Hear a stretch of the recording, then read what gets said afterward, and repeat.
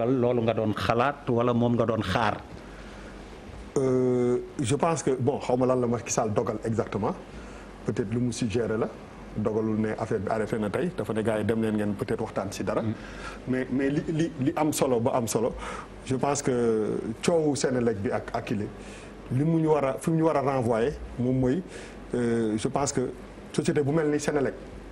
ak li muy représenté fii ci réew mi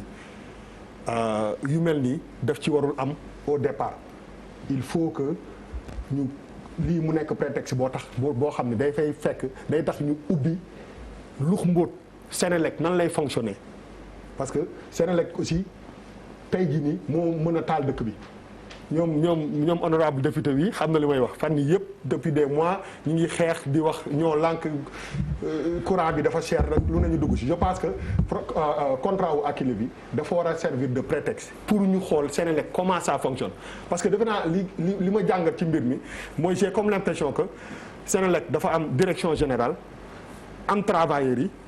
ak ñi ñuy liggéeyal mais ñi ma ci gisul dëggantaan ci coow li mooy les Sénégalais aujourd'hui pour man coowu Senelec bi ak Akilee warul egg rek yem ci ay syndicats yoo xam ne gisuñu seen bopp est-ce que Sénégal mu ngi ciy gis boppam et je pense que président de la République ne leen dem leen ngeen waxtaan ngeen racheter loolu rek doyul je pense que dafa war a vraiment profiter ci occasion bi pour que société yu mel ni Senelec képp kuñ ko jox nga yor ko nga mun ko yoree ci anam yoo xam ne da ngay njëkk a xool intérêt sénégalais yi nga xam ne du ay normalement du ay syndicalistes rek ñoom ñooy jóg ne lii du yoon je pense que war nañu mën a xoolaat vraiment gën a creuser mbirum Senelec pour que mu leer une fois pour toutes parce que impression bi ma ci am mooy quel que soit coow li lu mu bëri politique mi ngi ci xeex entre ay nit mi ngi ci bu ñu waxantee dëgg rek fii Sénégal la fii moom information yëpp day daw donc xeex bi ay diggante ay nit ñi ngi ci ay bataille de positionnement mi ngi ci te loolu intérêt Sénégal nekku ci donc si débat bi li ko gën a polluer mooy que c'est ay tour lañ ciy tudd mais tudduñu ci intérêt te donc président Macky Sall au lieu mu ne gars yi rek dem leen waxtaan na ci profité lux mbóot seet Senelec nan lay fonctionner lu ci baax comme moom la ñu dénk réew mi mu wax ci ak ministre am ak lu ci baaxul ñu jëm ko dindi mais warul yem rek ci waxtaan leen ba juboo après ñu avancer. Malal. waaw déjà dañuy kontaan trop ci xam nga récemment émission bi passé jàkkaarloo daf ci amal waxtaan bu yaatoo yaatu. te yaakaar naa ni waxtaan bi ci jàkkaarloo amal mu nekk waxtaan bu yaatu bokk na ci li inspiré président ba xëy na mu am yenn mesures yi mu jël ci mesures yi mu jël mu ne comme buuba li mu wax nee na dafa suggéré bu ñu déggee li président wax dafa mel ni dafa wax ni na waa Senelec jënd ay paaru Akilee mooy donc Akilee baax na mooy effectivement parce que ba tey on ne reproche pas à Akilee bi mu fi nekkee ba tey reproché wuñ ko ni li muy liggéey wala service bi muy joxe baaxul donc ci biir jàngat li ngay comprendre effectivement ay intérêt nit la ay intérêt nit yi nga xamante ne wala ay intérêt nit yu fi nekk la donc ci biir affaire boobu li ñuy mun a comprendre mooy dafa mel ni dañu yëkkati woon coow Akilee bëgg a gàkkal Akilee effectivement pour servir pour permettre à d'autres ñu topp pour permettre à d'autres ñu gérer seen intérêt li ma ci gis ak li ma for dafa mel ni ñu ngi naan xaw ma sax nan la ñuy waxee en français ci conditionnel xaw ma nu ñu koy waxee ci conditionnel bu may wax par exemple Senelec aurait acheté 45 000 compteurs pour un montant de 2 milliards 300 millions aurait. fan la ko jëndee. ci ay israéliens lañ ko jëndee. te pourtant Akilee bu doon Akilee. 1 milliard la koy jaayee waa Senelec. donc muy waa Senelec munoon nañ am bu doon Akilee la ñuy traité mbir moomu benn bénéfice su 1 milliard. donc pourquoi ngay bàyyi fii bénéfice su 1 milliard di dem di jënd loo xamante ne yow da nga ciy perte benn 1 milliard. donc loolu lu ñu war a expliquer Sénégalais yi te nee nañu xëy na. bu fekkee mbir moomu am na nee nañu mbir mi am na te conseil d'administration bi yëgu ko ñu passé marché boo xamante ne effectivement marché boobu également marché bi également jaarul ci benn appel d'offre yooyu moo may inspiré ma xalaat ni dafa mel ni dañu yëkkati coowu Akilee pour effectivement toppatoo ay israéliens léegi man nag israélien bi ñoom ayun la xaw ma ayun la tudd xaw ma nan la tudd sax quoi mais je veux dire je ne peux pas écraser un Sénégalais pour faire l'intérêt d'un Israélien pour servir pour dimbali benn Israélien pour man un Sénégalais crée un start-up kenn waxul ni efficaceul on a dit qu'il est efficace et il permet à la Sénélec effectivement de rattraper ses pertes ñu yeewu rek ñu ne effectivement il faut man bu ma nekkoon waa Akilee bu ma nekkoon waa Akilee je n'accepterai pas effectivement waa Sénélec di jënd ci man di jënd samay part yëpp au nom de quoi et puis bu ñu jëlee Akilee bu Sénélec tey jëndee Akilee ni waa Akilee mën a yoree Akilee avec une gestion privée fonctionnaire yi mënuñu ko yoree noonu pour man expertise ak gestion rigoureuse bi Akilee mën a def ci histoire u compteurs yi effectivement je pense que bu ñu ko dugalee ci affaire administration administrateurs yi dañ koy gérer comme des administrateurs et on connaît effectivement les limites de l'administration dans notre pays il faut faire attention à cette histoire le président xoolaat bu baax li muy def parce que en fait sinon c'est les Sénégalais qui seront perdants. Pape Djibril nuyu naa la.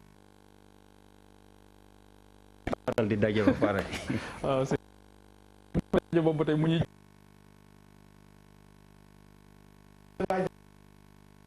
foofu may waxee. jëlatu rouge. évite xamul yëpp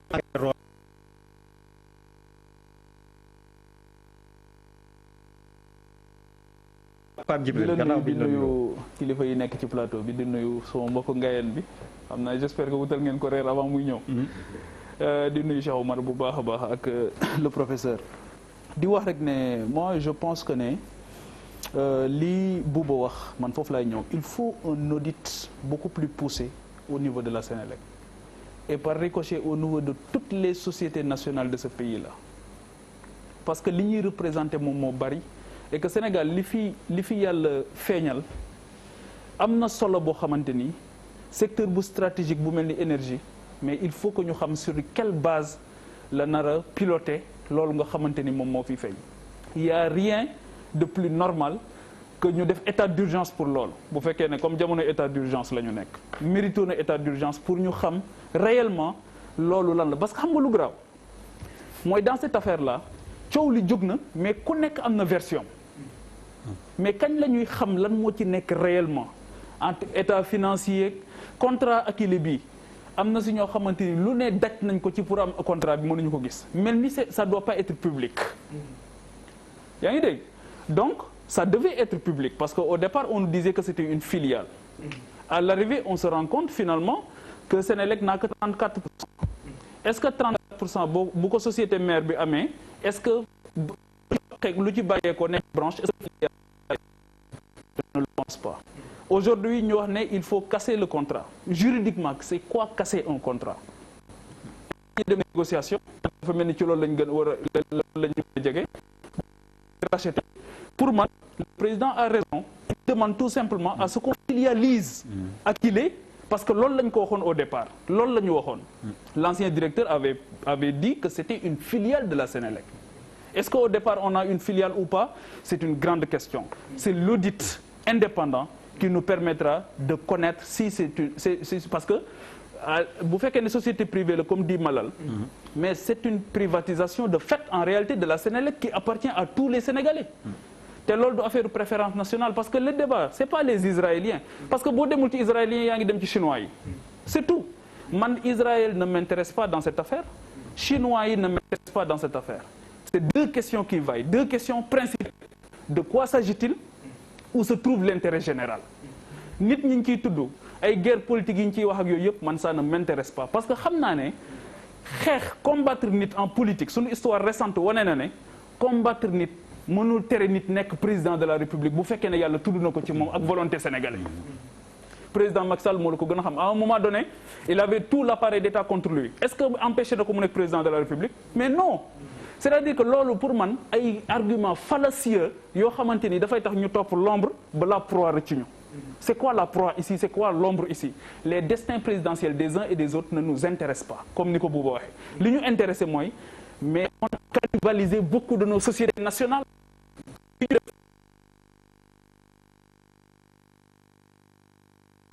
jàpp ne société bi moom moo ko moom boo waxee sax ñu ne man comme Balla Gaye xaalisu làmb lañ ma ngéntee xaalisu telle société lañ ma ngéntee parce que société boobu moo la ngénte woon nga ñëw màgg ba donte amuloo vocation pour liggéey ci société boobu ñu jël la ci société boobu tout simplement donc pour man loolu ça c'est beaucoup plus sérieux que ça et je pense que le président de la malheureusement aussi président Macky depuis 2012 lu xew mu ne il siffle la fin mais tout le temps on rebelote gis nañ li xew ci littoral bi dinañ si dikkat il avait pourtant sifflé la fin mais dafa mel ni gars yi dañ koy wër ndombo leneen li nga wax pour man mu am solo et ça doit nous faire peur Malal su fekkee ne aujourd'hui on n'a pas des Sénégalais qui sont techniquement bons qui aiment leur pays pour mën a gérer lii nga xamante ni ça doit être une filiale de la Sénélec mais kon on a des problèmes et là aussi malheureusement le président depuis 2012 il parle de réforme de l'administration et ces réformes n'arrivent toujours pas et ces réformes là dafa war a ànd aussi avec une capacité managériale de notre époque parce que il faut réformer en profondeur te su boobaa tu vas parler de la question du profilage je pense que on attend de voir c'est une affaire qu'il faut suivre avec beaucoup de sérieux parce que Sénélec am nañ gaz am pétrole moom moo war a nekk la cheville ouvrière de tout ça. honorable comme merci beaucoup boole ci waxtaan bi fekkee ma ci boole vraiment. bon xam nga problème mu Akilee c'est un problème très sérieux qu'il faut aborder avec beaucoup de pragmatisme. Moi je suis un peu quand même inquiet quand le président de la République malgré coow bi am yëpp la conclusion qu'il dit c'est que la Sénélec rachète Akilee. Ça veut dire que Akilee n'est pas mauvais en soi. Ça c'est une chose. Deuxièmement, si tu veux qu'une entreprise soit compétitive, li tax Akilee am efficacité, c'est parce que elle est une compagnie privée. Est-ce que buñ ko dugalee ci Sénélec, est-ce que dina amati efficacité boobu mu doon am ba mu nekkee privé? Parce que on sait comment les sociétés nationales fonctionnent et comment les gens se donnent des coups dans les sociétés nationales et comment aujourd'hui c'est devenu comme ñi ñuy wax depuis sànq des postures politiques wala des guéguerres. Tant que la société n'avait pas ce positionnement d'être dans une position de guéguerre, elle était efficace, elle donnait un service à la société en tant que telle. Donc est-ce qu'il est judicieux aujourd'hui d'avoir une société qui est compétitive, même si la Sénélec a 34%, de dire à la société rachète une société privée pour en faire une société nationale, étant donné qu'on connaît d'abord les problèmes des sociétés nationales au Sénégal. Donc yow di nga wàññi de facto la compétitivité de la société et la productivité de la société parce que tu le mets dans le giron d'une société nationale qui n'était pas déjà efficace.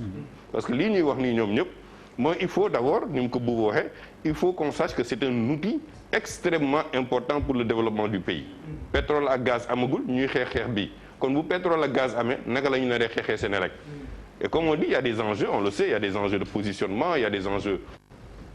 politiques, il y a des enjeux de qui. Mais li nit ñi tamit war a remarquer, le président de la République a réglé le problème ou veut régler le problème de la Sénélec en faisant fi du ministère en charge. Ça ressort quoi? Ça ressort en réalité que notre administration aujourd'hui, à plusieurs niveaux, est désarticulée. Parce qu'on a beaucoup de directions où le directeur est plus puissant que le ministre. Mais comment tu veux régler un problème et avoir une architecture où man ma war a mën a respecter Charles qui est mon supérieur, sachant que man mën naa Charles dem keneen ci kaw régler benn problème.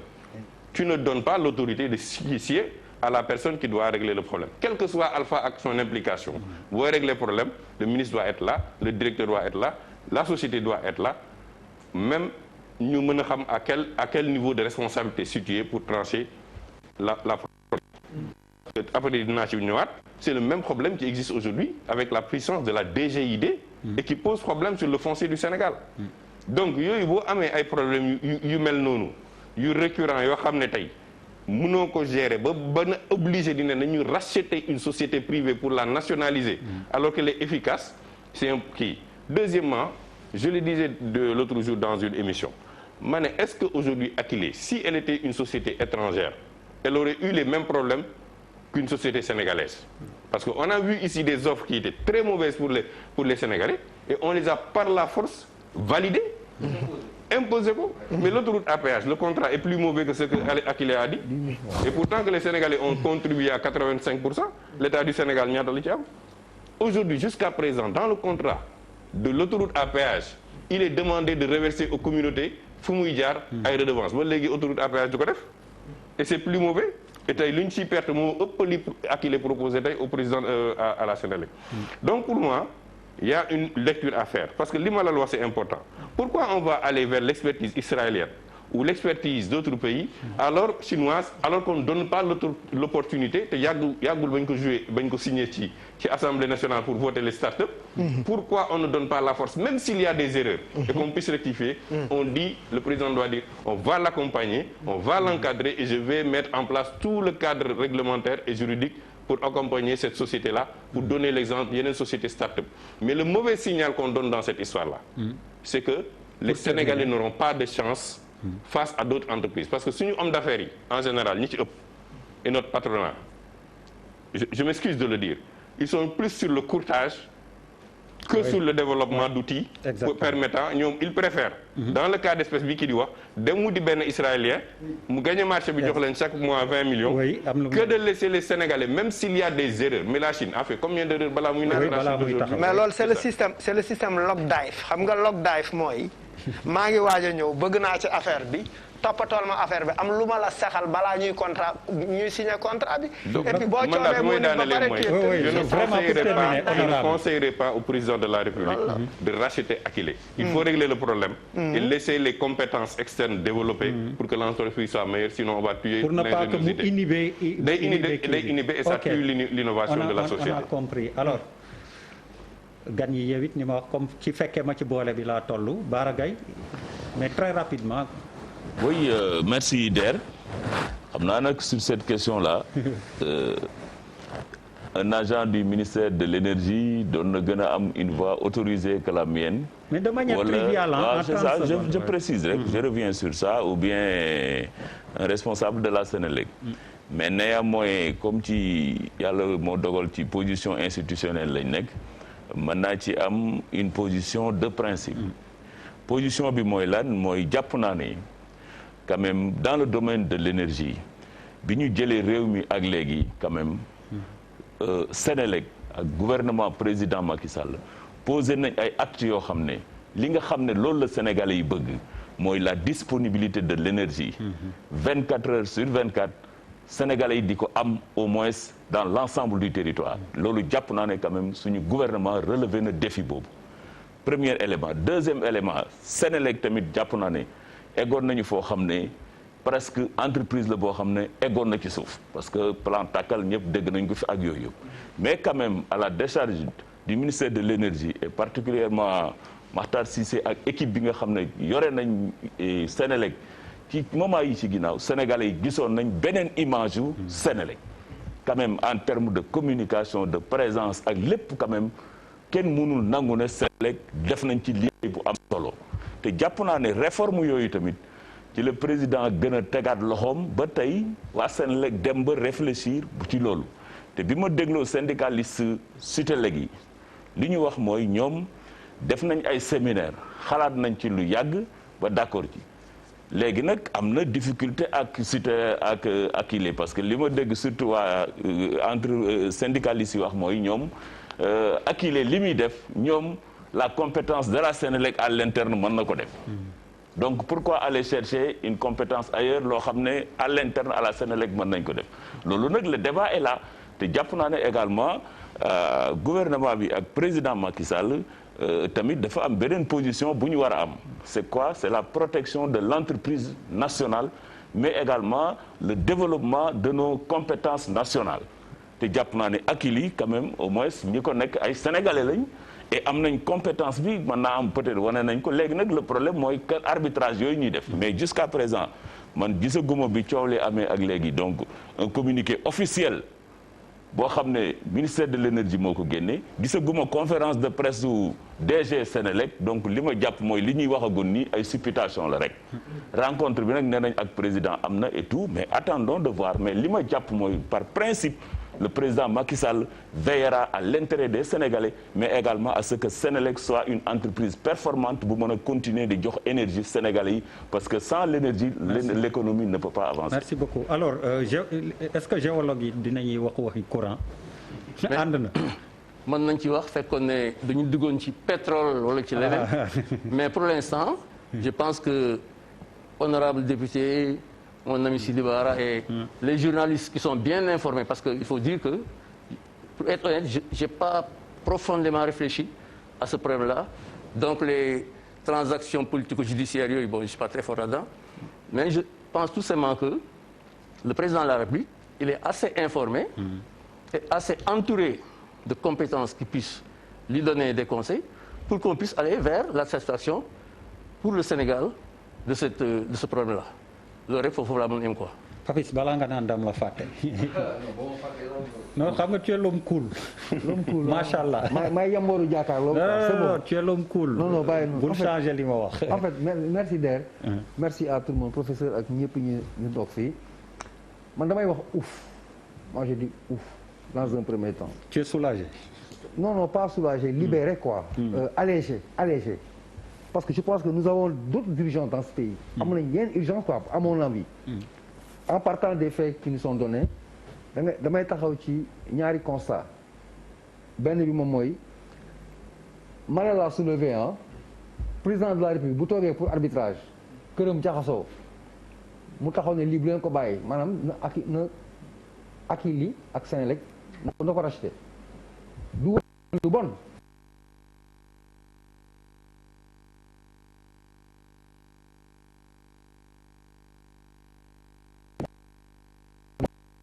sens ñu ko sentir nga koy wax c'est pas méchant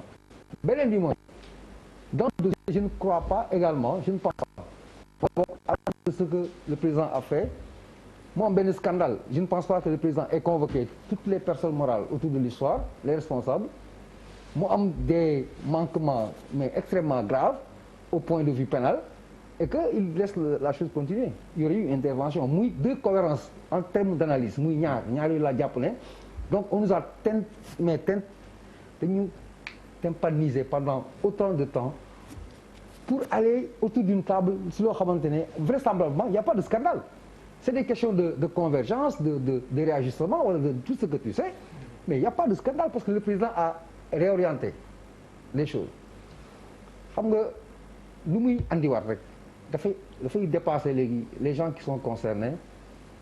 ñëwaat si super présidentialité d'un régime dafa am solo xoolal pour ceux qui sont là il a fallu tout ce temps est-ce que xam nga ne depuis décembre l'histoire n'a pas commencé avec Akilee c'est un prolongement ça a commencé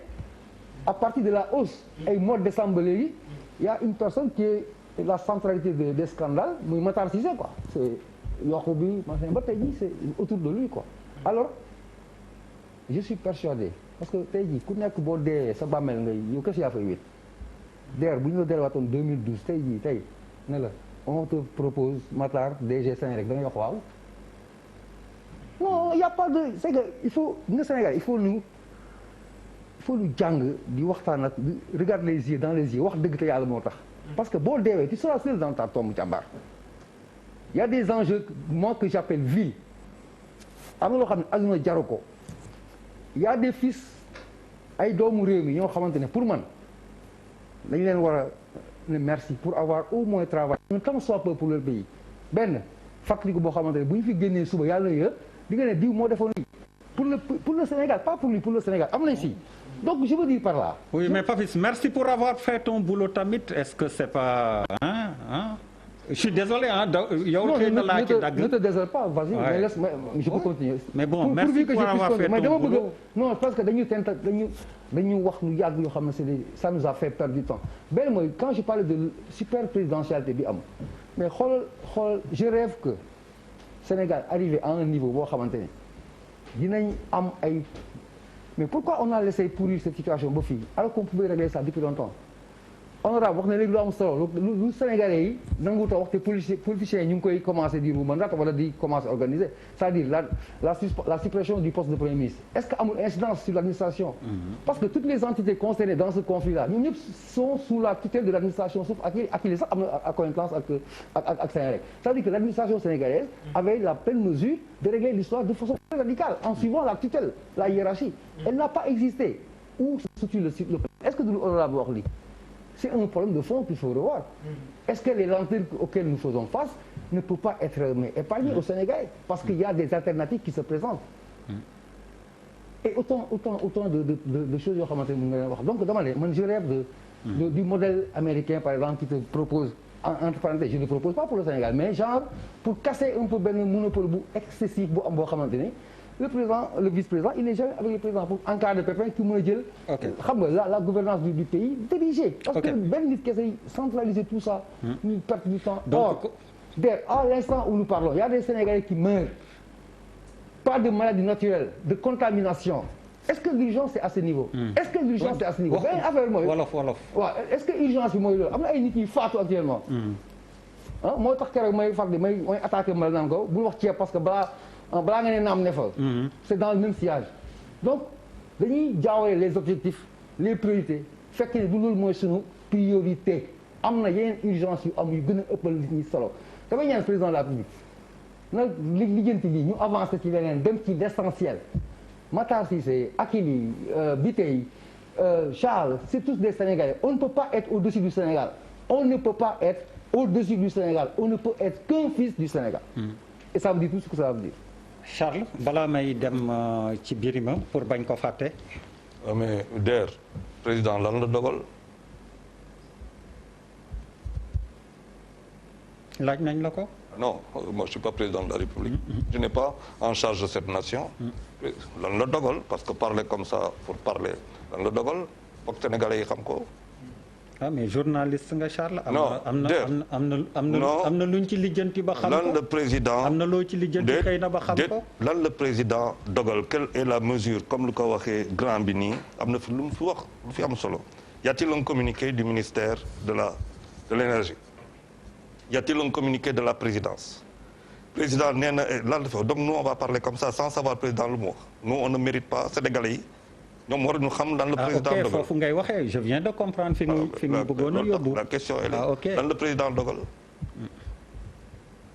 nañ ko siiwal mu leer quoi maanaam. lan le président dogal boo ma ko waxee ma boo teer lan le président dogal. Sénégalais yi war nañ xam d'abord loolu. parce que buuba am na lu ma wax sànq xamul moi je ma wax lu ma xamul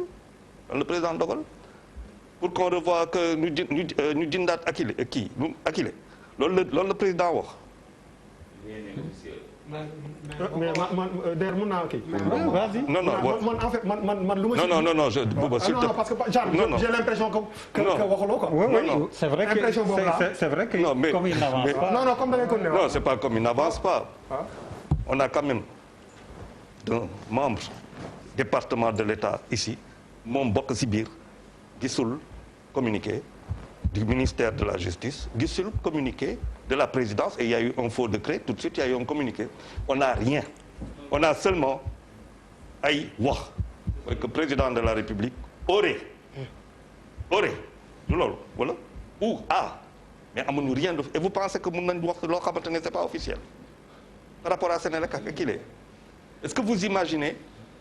que nous sommes en train de maanaam ñu ngi toog di waxtaan ci loo xamante ne leerul et c'est ça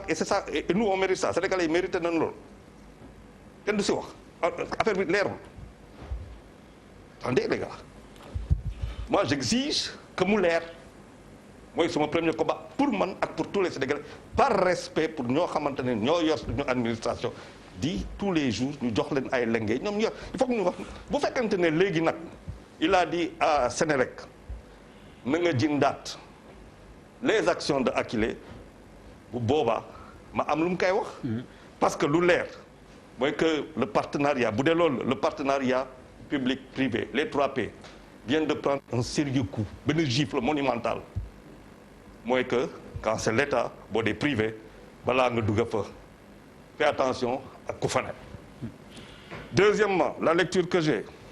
un gosse de 39 ans yor benn start-up ay milliards c'est frappé pour lui. Il y a 70% de Sénégalais qui ont moins de 35 ans milliards yi bokku leen si bokku leen si. Vous êtes trop jeune pour ça. Je suis scandalisé. On toog fi di perdre suma temps je suis scandalisé. C'est un régime bu nekk ne c'est un régime libéral ba peut-être vous êtes ñeneen xamuñu ko wala kiiwuñu ko jusqu'en 2000 situation Sénégal dafa obligé woon un président socialiste à devenir libéral mais Abdou Diouf lu dëgg aussi nous avons vu après des présidents keynésiens devenir socialistes peut-être dans le socialisme aujourd'hui un parti issu de des libéraux montre à ce pays comment bu dee décision boobu la bu dee du décision boobu nag pourtant je parle d'hypothèse faut pas parler des choses je pense que Akilee ak Sénélec les Sénégalais méritent ñu wax leen quelle est la décision par un communiqué c'est le moindre de respect qu'on doit au Sénégal. On va fële Birima Ndiaye Birima ziar naa la encore une fois. Der ni maa ngi lay fay bu baax a baax Der. Voilà affaire bi léegi delluwaat na fa mu ne woon laata ñuy tàmbali ñi ngi toll woon donc ci tour de table bu njëkk bi Sénélec ak Akilee Charles nee na ban dogal la njiitu réew mi jël xëy na nga tànn ñu ci yow ay ca bismillah Birima. waaw xam nga Der man coow Akilee ak Sénélec dama tam lu ma métti trop man yàlla xam ne dafa métti parce que nga jiite réew say morom jiitu la. fañul la joon yëpp yàlla suturaal la ba nga am fan ndam loo xam ne Sénégal yëpp ñoo ci kontaan parce que le président Macky Sall li mu def ci Sénélec tey Sénégal yëpp ñoo ci gis seen bopp da nga daan xëy fii ay ñor ay kii wax na ko léegi ay plan tàkkal ay plan nangam lu ay groupe nit ñi di xëy sooba ngoon ñu def ay délestage de 5 heures de temps yooyu yëpp jeex ci réew mi léegi Sénégal benn problème mooy dëkk yi amul courant ñu dolli courant bi mais problème courant amatul ci réew mi demoon nañ ba yóbbu di jox pétrole yeneen kii di jox courant yeneen réew yi sa yuru Sénégal ñu dem tey ba nekk fi naan ay benn contrat bu seeg ay sénégalais ñu ne nañ ko diir yi affaire politique loo xam ne yàq na loo xam ne président Macky Sall yëpp liggéey na ko je pense que loolu du li gën. Deuxièmement bu fekkee ne ñun réew mu ndaw la ñu yor ay sociétés yi ndaw na ci réew mi di bëgg a jóg. te bu dee njuum te gu ñu def dañ leen di rendi kenn du leen jéggal ci dara dañ leen di rendi immédiatement jël ay internationaux jox leen doole réew mi kañ la sunu privé bi di jëm kanam kañ lay avancé donc moi je pense que et puis li Charles wax c'est la vérité ba fii may wax nii nit ñi waru coon nangu ci waxati gisoo benn communiqué officiel venant du ministère de l'énergie gisoo benn communiqué officiel bu génne Sénélec gisoo bu génne présidence donc li ñu wax yëpp ay porte presse la lu toll nii lu sérieux lu toll nii ñu naan ay 180 milliards dans un pays pauvre comme le Sénégal amul benn communiqué bu wóor bu nit ñi mën a jàpp. dañ naan rek nee nañ presse bi moo ñooñu kii président dañoo dégg je pense que loolu c'est pas sérieux li ñu war a def fi mu ne nii mooy le ministre de l'énergie def point de presse wala le directeur de la Sénélec jël ay courage am ne man maa jóg pour li sama ministre def ma dindi ko vrai li ci biir ak dafa bari en réalité. yëf yi c'est pas du affaire intérêt sénégalais mais affaire politique la te nag affaire politique parti au pouvoir bu commencé jël ngeen reyante seen biir opposition rek ngeen jëm man nag nga xam ne parti mu waat présidentiel la bëgguma loolu am bu ma soñoon président Macky Sall moo fi nekk bu fi jógee ku nekk ci parti moo fi ko nekk mais ak siège bi ñu dem nii li ñuy defoon ci lu baax ñu ngi koy bonal mais bu yàggee lan la ñuy dese ci réew mi dara moi je pense que comme président Macky Sall bu dee lañ bind ci presse bi parce que awma communiqué officiel dañu nañ dem waxtaane seen biir jëlaat ay paaru Akilee fekkee ni loolu mën naa andi jàmm que coow li jeex vraiment jëfandilu ñaaw yi entre suñu biir camarade jeex mais c'est tant mieux. mais man en tout cas problème Akilee bi ça m'a fait très mal te vraiment yéenee ma woon bilan président Macky Sall ci Sénélec tey ñu koy xajamal ci wax yoo xam ni parce que man dama jàpp bu ñu nee directeur général lan fay fekk lu baax day am dafa fekk loo xam ne jàpp ni baax na mais jarul porte presse. nga woote sa conseil d'administration wala say service mais ngeen waxtaan parce que ba léegi nee na ñi xam ni contrat Akilee bi ña ko defoon ñëpp mooy ñu war directeur bi fu ñu nekkoon dañ koy signé est-ce que l'ancien directeur là moom ingénieur la surtout ci lépp il a demandé des conseils ci directeur yi mu amoon ñooñu ñëpp ñu ngi biir Sénégal di liggéey ba léegi est-ce que ñooñu ñu Sénégal leen fay Sénégal leen fay ba ñuy jël décision boobu xool nañ intérêt Sénégal est-ce que xool nañ intérêt réew mi pourquoi tey ñu dellu dinaa def volte-face yooyu c'est des choses yoo xam ne man je pense que dañu bëgg a nax Sénégal yi war nañu wax ni ñi xam ne loo ci am ñu wax Sénégal li nga xam ne mooy jëriñu réew mi li nga xam ne mooy jëriñu Akilee ak njëriñ Senelec comme ni ko bu waxee intéressé wuñu Senelec ñun ñoo ko moom ñun waa réew mi ñoo ko moom nañ ñu wax lan moo ñuy jëriñ moo gën parce que nag aussi donc dina ma déranger trop ni ko mënal waxee bu fekkee ne loolu am na man dégg naa jooju te commencé naa siiw que un ancien ministre du PDS moo nekk ci ginnaaw indi ay partenaires israéliens pour jox leen compteur bu dee loolu c'est très grave. C'est ça. déet Birima li nga wax dafa garaaw kat leeral ko oui. ma ni Birima ñu dégluwul tey njëriñu Sénégal pour njëriñu Sénégal y a pas de problème amuñu problème mais bu dee dañu ko def pour ay njëriñu monsieur Massamba monsieur Mademba pour ay étrangers ay là y a problème vraiment y a problème. Non, c'est-à-dire dans nga baal ma moi je pense que dans cette histoire un ancien ministre qui a échoué qui a eu à gérer la Sénélec et qui n'a pas fait de résultat qu'on retrouve dans le dispositif ci wax yi ñu ngi ko ciy dégg c'est parce que quand même affaire bi war nañ ko xoolaat bu baax. xam nga ci télé la ñuy waxee da ngeen di wax lu leer nag. un ancien ministre non c'est-à-dire xam nga léegi non xam nga léegi. Pape li nga koy laaj loolu laa wax xam nga léegi léegi Charles dafa ne. xam nga léegi Charles dafa ne parce que ñun ñëpp bu ñu toogee fii on commente l'actualité ah. C'est vrai. ñun l'objet de notre émission dañuy sukkandiku ci li actualité bi wax actualité bi nag léeg-léeg mu wax loo xamante ne communiqué waxu ko fii dañ fiy waxtaanee troisième mandat. Macky Sall waxul day def troisième mandat fii dañ fiy waxtaanee yeneen question yi ici ban jaaxle la on discute de toutes les questions même si c'est la télé. On n'a pas besoin que telle affaire di officielle wala muy ñàkk officiel pour ñu ciy wax. Donc sur cette question-là d'abord li ñu permettre pour ñu ciy wax te ñu war ci wax te Charles war ci wax mooy juste après l'émission semaine bi on a lu que le président de la République a demandé à ce que la Sénélec rachète les parts de Akilee. wala mu jënd ci 80% on l'a lu maintenant après dina ko xëy na acté avec un communiqué et cetera et cetera leneen li ci topp les semaines passées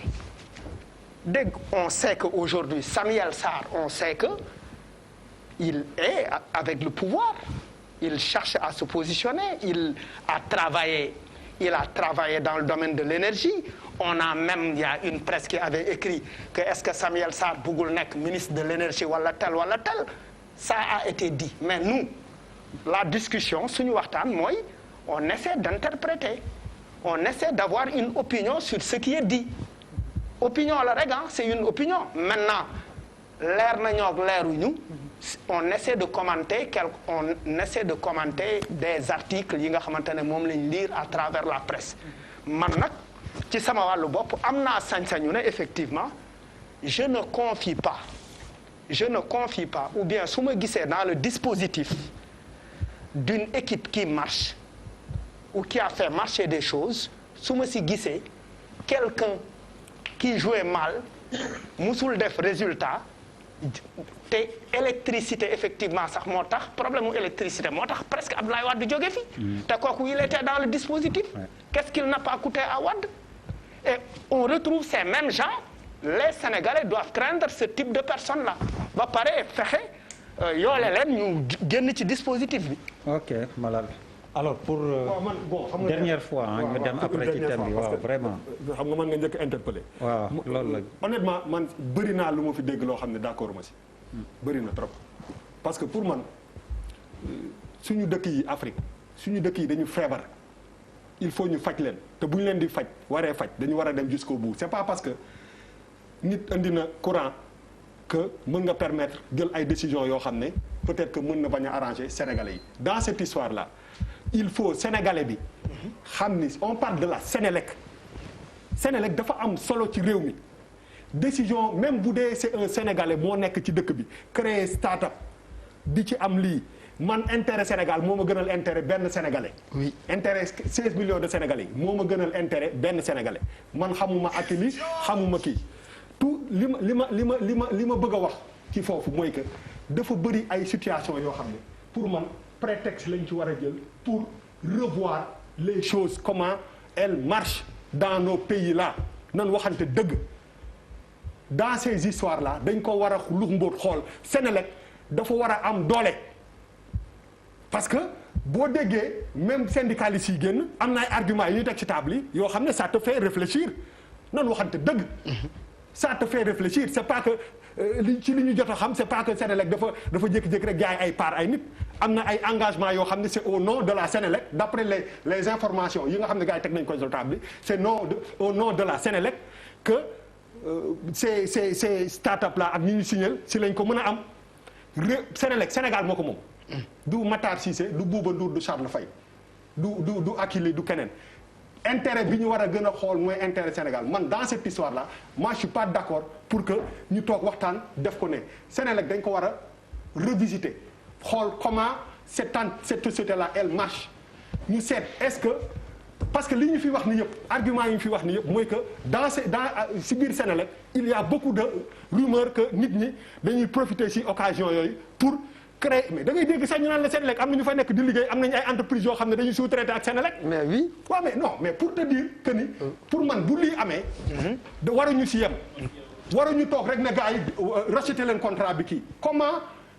une société. nationale doit fonctionner. lan mooy règle yi mu war a fonctionner nan la war a avancer parce que quand on dit que xam nañ suñu administration nu muy marché mooy que boo leen ko joxee dañ ko pour man donc nous on ne voit pas plus loin. Dans cette histoire-là, il faut creuser, voir l'intérêt du Sénégal en premier. Avant l'intérêt de Bouba Ndour wala de Samba Ndiaye wala de Akile wala muy sénégalais moom ko wala dara intérêt Sénégal moom la ñu war a jiital. C'est pas parce que c'est un sénégalais moom moo ñëw créer benn start-up te Sénégal bi ci gis boppam non comme muy autoroute à péage on a fait allusion autoroute à péage bi depuis bi mu commencé ba léegi ñun ñëpp ñu ngi ciy wax. lépp lu c'est pas normal lii ak lii ni ñu ciy waxee foofu noonu la ñuy waxee ci dara loo xam ne sénégalais moo ci nekk mais intérêt sénégalais nekk ci moi je pense que cette histoire là on doit pas président Macky Sall waru wax ne gars yi dem leen ngeen toog ngeen waxtaan dañ ci war a jël comme prétexte pour revoir toutes les sociétés nationales yi nga xam ne problème de souveraineté la ñuy wax. merci su ma waay ëllëg mën nga signer benn.